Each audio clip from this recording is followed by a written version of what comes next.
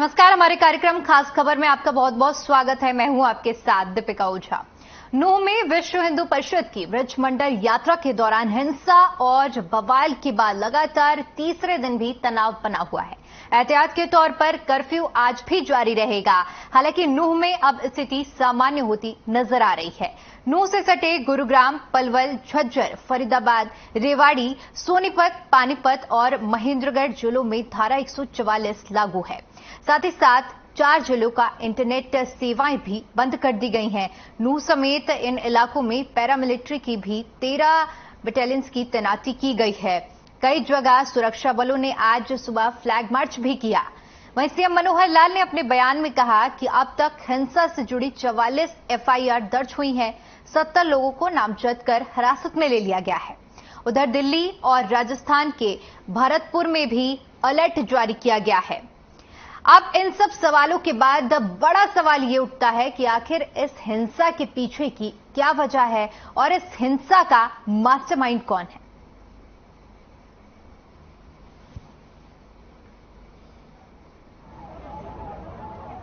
देखिए, जैसे हमको जानकारी है कि नूह की जो एक दुर्भाग्यपूर्ण दर्दनाक जो घटना हुई, उस घटना में काफी बड़ी मात्रा में नुकसान हुआ और अभी तक की जानकारी में 6 लोगों की मृत्यु हुई है। 2 होमगार्ड के लोग हैं, 4 सिविलियंस हैं और अनेकों घायल हुए हैं जो नल्लड़ हॉस्पिटल में, मेदांता हॉस्पिटल गुरुग्राम में, अन्य अस्पतालों में दाखिल हैं, जिनकी देखरेख उपचार किया जा रहा है। और पुलिस की जो 30 कंपनीज हरियाणा की और 20 अन्य कंपनी जो केंद्रीय सुरक्षा बलों की हमको मिली थी, जिनमें से 20 में से 3 हमने पलवल में, 2 गुरुग्राम में, 1 फरीदाबाद में और 14 जो कंपनीज हैं वो नूह जिले में डिप्लॉय की गई हैं। और सब मिलकर के वहां एक जो षड्यंत्रकारी इस प्रकार से थे, जो दोषी लोग थे, उनको पकड़ा जा रहा है। उनके लिए सर्च ऑपरेशन भी किया गया है और जो लोग भागे हुए हैं उनको पकड़ने की कोशिश की जा रही है।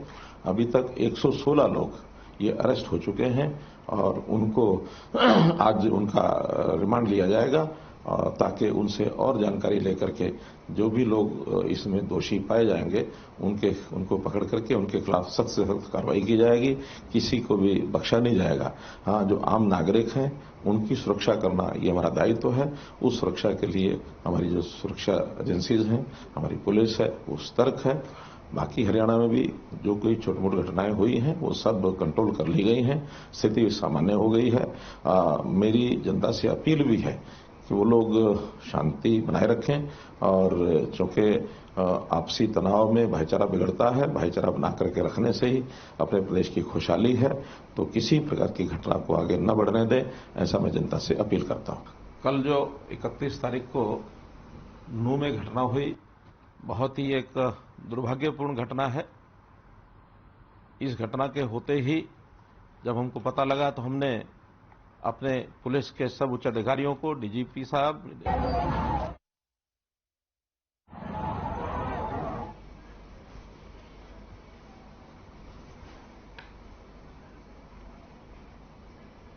इसी मुद्दे पर चर्चा करने के लिए हमारे साथ मेहमानों का एक खास पैनल जुड़ा हुआ है, जिनसे मैं आपका परिचय करा देती हूं। बीजेपी प्रवक्ता सत्यव्रत शास्त्री जी हमारे साथ जुड़े हुए हैं।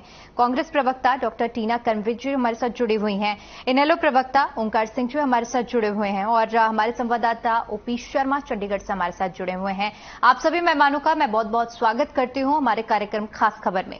चर्चा की शुरुआत सबसे पहले ओपी आपके पास आना चाहूंगी। अब क्या कुछ अपडेट आपके पास और ज्यादा है नूह मामले में? क्या अभी स्थिति सामान्य होती जा रही है? क्योंकि जिस तरह से लगातार बयान सामने आ रहे हैं, हालातों को काबू करने के लिए पैरामिलिट्री फोर्सेस की भी तैनाती की गई है। ऐसे में अभी सबसे बड़ी चीज ये होती है कि स्थिति सामान्य होनी चाहिए। क्या कुछ स्थिति अभी देखने को मिल रही है आपको?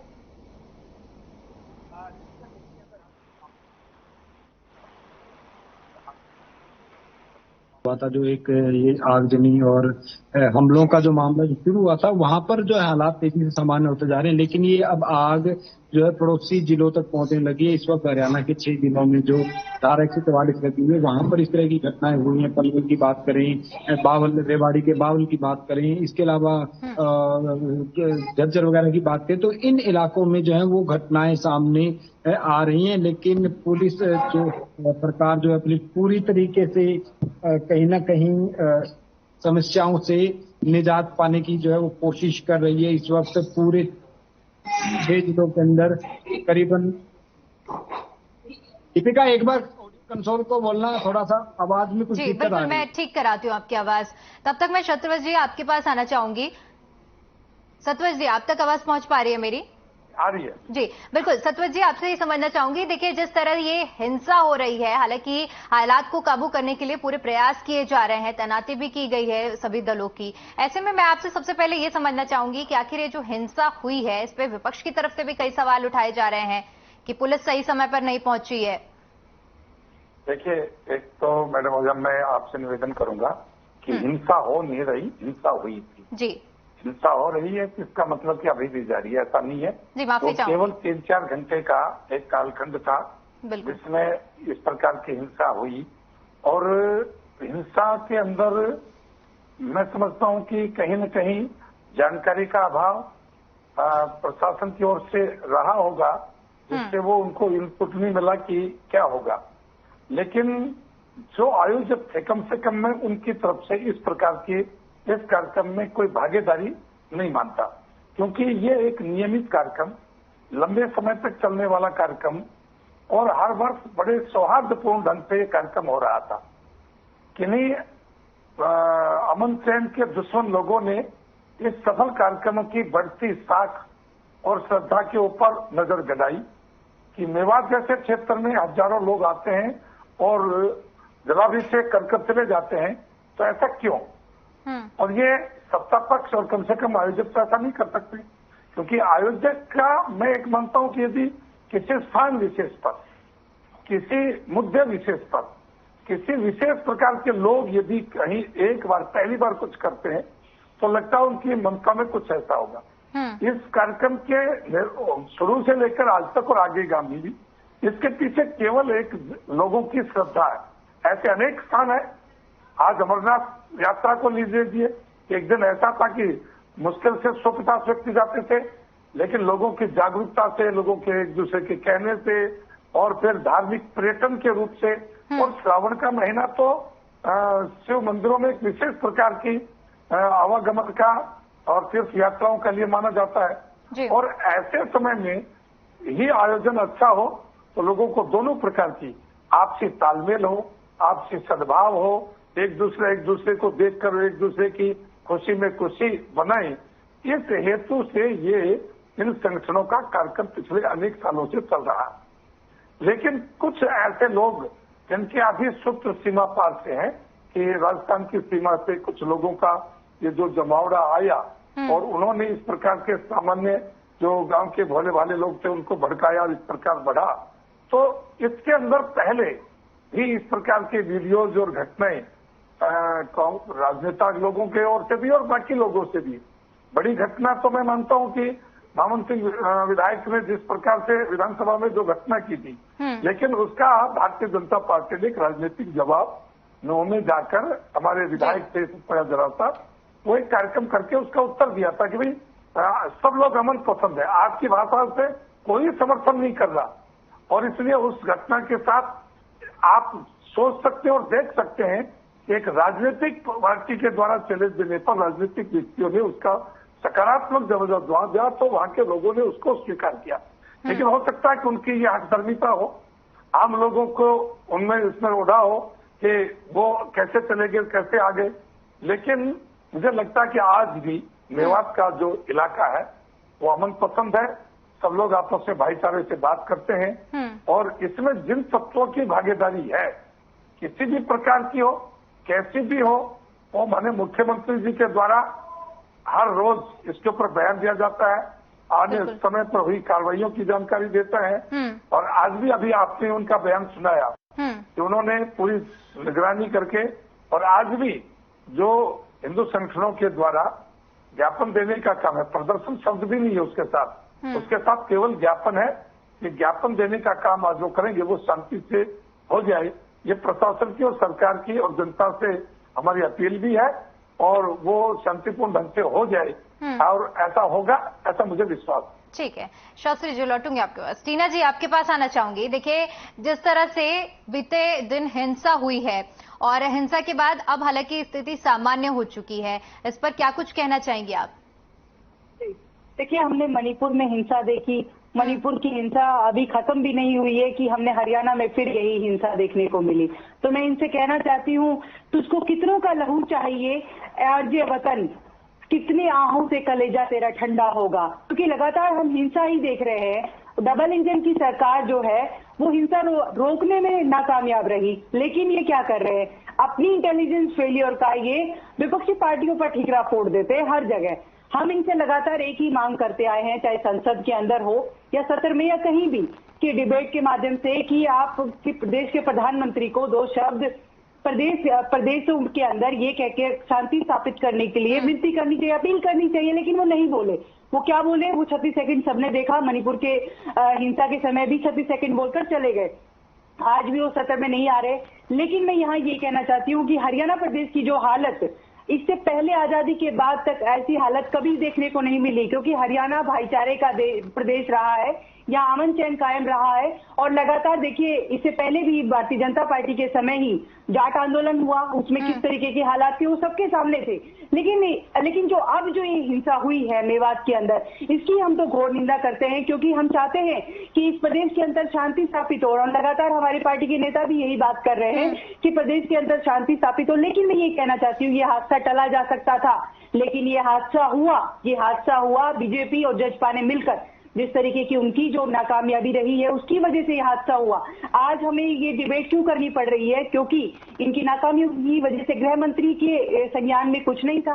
गृह मंत्री का काम क्या होता है, मैं ये जानना चाहती हूँ। देखिए, गृह मंत्री का काम होता है कानून व्यवस्था कायम करना। अब जो है गृह मंत्री खुद ही सचेत नहीं है, वो तो बस उठ के आए हैं, वो अपना बाइट दे रहे हैं। कमाल की बात, देखिए, गृह मंत्री का काम होता है आपके प्रदेश के पूरे प्रदेश की, अगर मैं कोई एक छोटा सा ट्वीट भी कर देती हूँ वो जानकारी वहां तक होती है। लेकिन यहाँ लगातार इस कदर हिंसा हुई, लगातार हमने विजुअल्स के माध्यम से, वीडियोस के माध्यम से देखा कि किस तरीके से गाड़ियां जला दी गई हैं। आम आदमी के जो गाड़ियां जो खड़ी हैं वो जला दी, दुकानें जला दी है, उसकी नुकसान की भरपाई कौन करेगा? और ये कह देंगे कि ठीक है, इतने लोगों की मौत हो गई है, आप उन लोगों ने बिगाड़ा क्या था, उनकी मौत कैसे हुई? क्योंकि अगर प्रदेश समाज कल्याणकारी अगर कोई देश है, उसके अंदर अगर किसी एक व्यक्ति के साथ भी अन्याय होता है तो जिम्मेदारी सत्तापक्ष की है। ये जिम्मेदारी जो है भारतीय जनता पार्टी की जिम्मेदारी है, लेकिन ये जिम्मेदारी से भाग रहे हैं।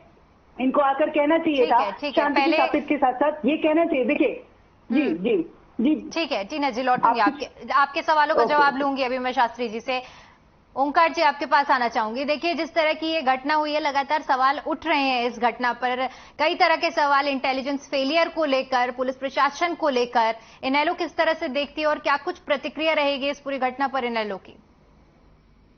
दीपिका जी, सबसे पहले तो मैं इस घटना की कड़ी निंदा करता हूँ और प्रदेशवासियों से अपील करता हूँ कि कुछ शरारती तत्व, कुछ राजनीतिक दल के नेता माहौल को खराब करना चाहते हैं, क्योंकि 2024 सामने है।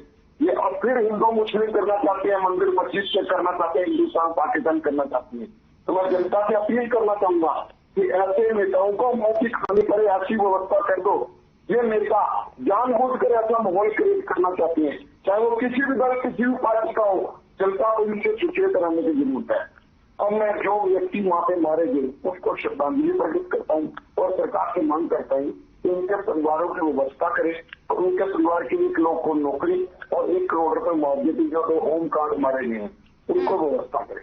देखिए दीपिका जी, मुख्यमंत्री मोदी क्या कह रहे हैं, ये कोई बड़ा साजिश है, बड़ा षड्यंत्र है। अरे भाई, सरकार तुम्हारी है, सरकार पाकिस्तान की नहीं है। जो तुम कह रहे हो षड्यंत्र है, शर्म आनी चाहिए ऐसी सरकार के ऊपर जो अपनी सरकार में रहते हुए, सत्ता में रहते हुए षड्यंत्र की बात कर रहे हैं। कहाँ है तुम्हारी विजिलेंस, कहाँ है सीआईडी? अरे हरेक थाने चौकी वाले ने अपने विशेष दूत रखे होते हैं, एसपी का स्पेशल एसपी होता है, कहाँ है वो व्यवस्था? और सबसे बड़ी बात, शोभा यात्रा निकलने की, मुहर्रम का दिन था, हमेशा निकलती है, बहुत अच्छी बात है, धार्मिक सद्भाव अच्छी बात है। लेकिन जैसे डिस्ट्रिक्ट मजिस्ट्रेट ने या एसडीएम ने उस शोभा यात्रा की इजाजत दी, क्या उसने कानून व्यवस्था की स्थिति नहीं देखी? क्या उसने यह नहीं देखा कि शोभा यात्रा कितने पुलिस करनी चाहिए? क्या उसने यह नहीं देखा कि क्या एक समुदाय के लोगों ने अपने पास हथियार कर रखे या नहीं कर रखे? ये बहुत बड़ा फेलियर है। और मैं देखता हूँ बीजेपी के प्रवक्ता कितने बेशरम है। जब भी कोई अच्छी हरकत होती है ये विरोधियों पर और दूसरे प्रदेश पर आरोप लगाने की बात करते हैं। लेकिन मैं उनसे एक बात कहना चाहूंगा, बोया पेड़ बबूल का तो आम कहां से हुए? जब से 2014 में बीजेपी की सत्ता आ गई है तब से देखिए, प्रदेश में हो या देश में हो, आपसी सद्भाव बिगड़ा है। हिंदू मुस्लिम के नाम पर समझ लीजिए तो एक दूसरे के मन में इतनी घृणा पैदा की जा रही है। ये बीजेपी ही ऐसी पार्टी है जो धर्म के नाम पर राजनीति कर ठीक है ओंकार जी, लौटूंगी आपके पास, लौटूंगी। आपके सवालों के जवाब ले लेती हूँ। शास्त्री जी, आप तक आवाज पहुंच पा रही है मेरी? शास्त्री जी, देखिए जिस तरह से आपने सुना होगा दोनों ही प्रवक्ताओं की बात, इंटेलिजेंस फेलियर और तमाम तरह के आरोप, जिसमें इस रैली की जब बताया जा रहा है कि 6 महीने पहले अनुमति ले ली गई थी, लेकिन अनुमति देते वक्त क्या इन मायनों को, जो सुरक्षा के मानक होते हैं, उनको नहीं जांचा परखा गया था? देखिए, ये कोई पहला कार्यक्रम नहीं था, पहली बार और पहली संस्था के द्वारा नहीं था जी। ये पिछले काफी साल से एक धार्मिक आयोजन इस इलाके के लोगों के लिए, हरियाणा भर के लोग इन मंदिरों की बढ़ती साख और उनके प्रति श्रद्धा का एक विषय था, जिस कारण से और हर बार ये आमन प्रेम से आराम से ये यात्रा होती थी। इसलिए सब सहज भाव से इस बात को मान के चलते थे कि ये एक स्वाभाविक सी घटना है जी, और वो हो जाएगी। लेकिन मुझे लगता है इस पर नजरगाजी शुरू की, जांच के बाद निर्णय आएगा, क्योंकि अब मैं बैठकर इस बात के किसी निर्णय पर पहुंचूं कि उसके पीछे हाथ किसका था और कौन थे। संभावित लोगों को एजेंसियां भी पकड़ती हैं और संभावित घटनाओं को पॉलिटिकल लोग भी पकड़ते हैं। जिस प्रकार का बयान मोहम्मद खान विधायक ने विधानसभा में दिया, चैलेंजिंग भरा, तो भारतीय जनता पार्टी ने एक राजनीतिक व्यक्ति के जवाब को राजनीतिक ढंग से पूरा कर दिया था। वहां हमारे विधायक प्रकाश जरास्ता गए और एक कार्यक्रम की भारतीय जनता पार्टी के शासन में कहीं भी किसी प्रकार का सांप्रदायिक हिंसा का या सांप्रदायिक दंगों का कोई जगह नहीं है, आराम से वो कार्यक्रम हो गया जी। लेकिन अब संभावना व्यक्त की जा सकती है, मैं किसी ठोस निर्णय पर नहीं हूँ, उन्होंने इसको चैलेंज पे ले लिया हो। और क्योंकि ये कार्यक्रम ताजा नहीं था, अचानक नहीं था, तैयारी थी, और ये भी तैयार रहता कि हरियाणा भर के लोग आते हैं, तो हरियाणा भर के लोगों का आपस में कहीं भी यात्राओं के माध्यम से हरिद्वार से लेकर हरियाणा को पार करके राजस्थान तक के लोग गाँव लेकर जाते हैं, कहीं किसी प्रकार की हिंसा कहीं हरियाणा में नहीं हुई, न यूपी में हुई, लेकिन इस जगह क्यों हुई, ये प्रश्न जो है ये जांच का विषय, इस पर जांच हो रही है। बिल्कुल ठीक है। कुछ संकेत ऐसे हैं कि राजनीतिक दलों ने अपने दिल पर ली ये बात कि भारतीय जनता पार्टी का एक जो अनुसूचित जाति का विधायक है वो केसर निवास के अंदर आकर चला गया, या अब ये जो तय है ये कार्यक्रम होता ही है, हड़ताल होगा, उस पर कुछ देखेंगे।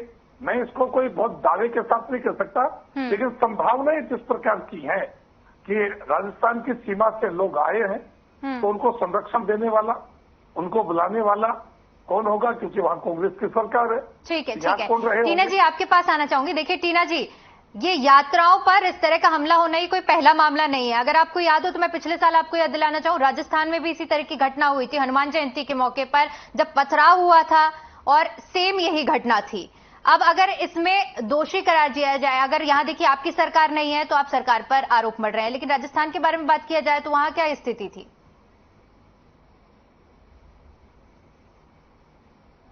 टीना जी आप तक आवाज पहुंच पा रही है? ठीक है, मुझे लग रहा है संपर्क नहीं हो पा रहा है उनसे।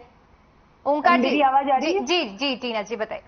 हाँ, मैं कह रही हूँ, मैं ये कहना चाहती हूँ कि देखिए जहां पर भी इस प्रकार की घटना होती है मैं उसकी घोर भर्त्सना करती हूँ, क्योंकि इस प्रकार की घटना कहीं भी स्वीकार्य नहीं है। लेकिन मैं ये कहना चाहती हूँ, देखिए अगर राजस्थान में होता है तो 2 घंटे के अंदर अंदर आरोपी पकड़ा जाता है, वो हिंसा रोक ली जाती है। लेकिन इंटेलिजेंस फेलियर का अगर आप सवाल उठा रहे हैं, इंटेलिजेंस फेलियर का सवाल उठा रहे हैं, तो इंटेलिजेंस फेलियर वहां भी होता है। नहीं, देखिए मेरी बात सुनिए, यहाँ हम लोगों की सरकार जहाँ होती है, अगर कुछ भी होता है तो हमारे नेता स्वीकार करते हैं। यहाँ तो स्वीकार करने को ही कोई तैयार नहीं है। यहाँ प्रवक्ता स्वीकार करने को तैयार नहीं है, यहाँ गृह मंत्री करने को तैयार नहीं है स्वीकार। और ये अपनी सरकार को बचाने में, ये तो कहते हैं ना हम तो डबल इंजन है, तो इनका डबल इंजन कैसे फेल हो जाता है, इनके सारे इंजन कैसे फेल हो जाते हैं। मणिपुर में लगातार इतने दिन हिंसा हुई है, 3 महीने तक। वहां ऐसे वीडियोज आते हैं कि किस तरीके से 2 महिलाओं को नग्न करके जिस तरीके की छेड़छाड़ की जाती है, इससे सामूहिक बलात्कार किया जाता है, ऐसा प्रदेश में कहीं नहीं मिलता। और जिस प्रकार देखिए लगातार यहाँ कर्फ्यू लगा हुआ है, 144 धारा लगी हुई है, इंटरनेट बंद कर दिया गया है। तो ये जो स्थिति है हरियाणा प्रदेश में, ये सिर्फ भारतीय जनता पार्टी की सरकारों के समय हो रहा है। और ये हिंसा रोकी, क्योंकि ये लोग क्या कर रहे हैं, ये लोग देश के अंदर, प्रदेश के अंदर केरोसिन छिड़कने का काम कर रहे हैं, नफरत की राजनीति करते हैं। हम जहां पर भी हम मोहब्बत की बात करते हैं, हम मोहब्बत की दुकान खोलने की बात करते हैं, लेकिन भारतीय जनता पार्टी लगातार केरोसिन छिड़कने का काम करती है, लगातार झूठ बोलने का काम करती है और हिंसा फैलाने का काम करती है। इनको शांति की अपील करनी चाहिए, इनको भाईचारा बढ़ाना चाहिए। आपसी जो वैमनस्य है और जिस तरीके से भाईचारा जो सदियों से चला आ रहा है वो चलता रहना चाहिए। इनको संकेत देने चाहिए। अब ये लगातार ये इस तरीके की हिंसा जो है, इसके ऊपर कहते हैं कि साजिश है, ऐसा है, इस तरीके की बयानबाजी से बचना चाहिए। इनको स्वीकार करने चाहिए कि इनकी इंटेलिजेंस फेलियर रही है और इनको, आरोपियों को, दोषी को सजा देनी चाहिए, उस पर जांच होनी चाहिए, न्यायिक जांच जारी है। ठीक है टीना जी, ओंकार जी आपके पास आना चाहूंगी। देखिए जिस तरह से ये घटना हुई है, इसमें सबसे बड़ी वजह एक तरह से माना जाए तो फेक न्यूज को भी माना जा रहा है, क्योंकि पहले से ही बताया जा रहा है कि फेक न्यूज काफी ज्यादा सर्कुलेट हुई और ये पूरा उन्माद खड़ा हुआ है। आज 2 नाम विशेष चर्चा में, एक मोहम्मद खान और दूसरा मारूफ अनेसर। देखिए ये कहते हैं कि मोहम्मद खान ने विधायक ने कांग्रेस के लिए ऐसा बयान दिया था जिसकी वजह से हिंसा बढ़ती। भाई वो बयान दिए कितने महीने हो गए, आपको नहीं पता था कि उसके बयान से हिंसा भड़क सकती है। आज जब हिंसा भड़क गई तब आप उसका मतलब ले लो। अरे शर्म आनी चाहिए। आप हमेशा अपनी कार्रवाई की दूसरे के गले में मारने की कोशिश करते हो। दूसरा मारूफ अनेसर, देखिए जब वो हत्या का आरोपी है वो अपने हम कैसे अपनी वीडियो जारी कर सकता है, ये सोचने की बात है।